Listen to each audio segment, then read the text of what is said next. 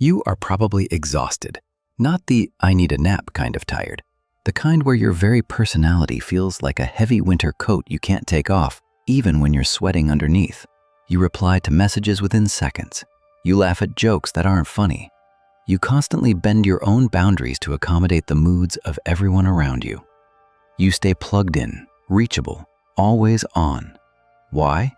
Because somewhere along the line, you were taught that if you aren't constantly available, you don't matter. You've been told that endless accessibility makes you a good person. But what if the healthiest thing you could possibly do right now is simply disappear for a while? We live in a society that demands your endless participation and quietly punishes your absence. Your phone buzzes at 10 p.m. with a work email or a casual text, and you feel that familiar spike of anxiety if you don't answer immediately.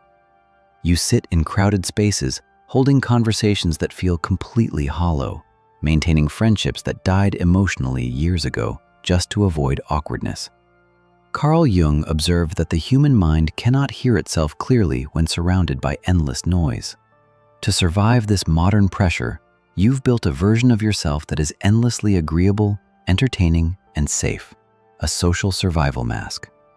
But after wearing it for so long, adapting to every room you walk into, you've started to forget what your real face looks like.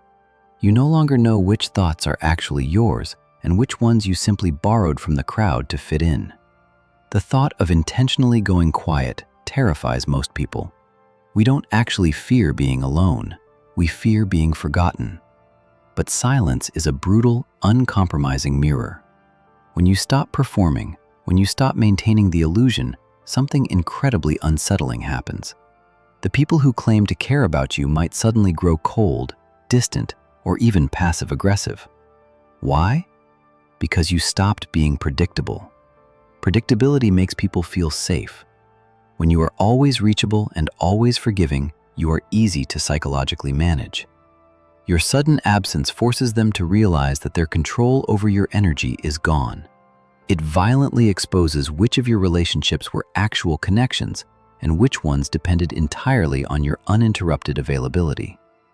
You begin to realize that kindness without boundaries just quietly teaches people how to use you. And then comes the hardest part, the withdrawal. At first, isolation is not peaceful. It is a direct confrontation. With the audience gone, your false self begins to starve. There are no notifications to distract you, no one to please, no assigned roles to play.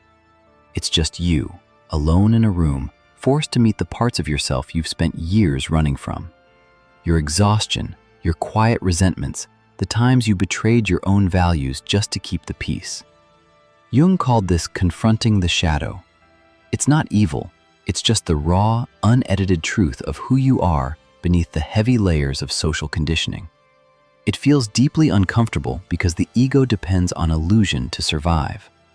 But in the silence, that illusion begins collapsing. You stop romanticizing the people who only value you when you're easy to access. If you sit in that quiet discomfort long enough, the emotional fog finally lifts. You begin to observe human nature with a cold, sharp, and detached clarity.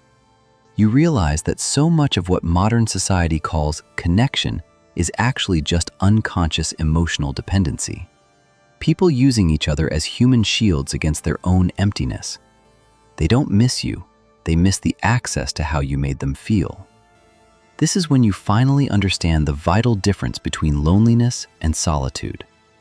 Loneliness is the deep, hollow ache of being unseen by the world around you. Solitude is the profound, unshakable peace of finally seeing yourself clearly. Carl Jung believed that the privilege of a lifetime is becoming who you truly are. But what people don't tell you is how psychologically violent that process can be. It requires letting the people-pleasing, endlessly accommodating version of you die. Eventually, you will return to the world. There won't be dramatic fireworks or a grand announcement, but you will move differently. The desperate hunger for external validation will be gone.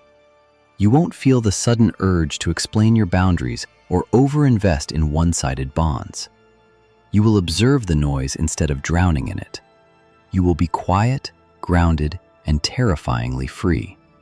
Because a person who no longer fears their own silence is a person who can never be controlled again.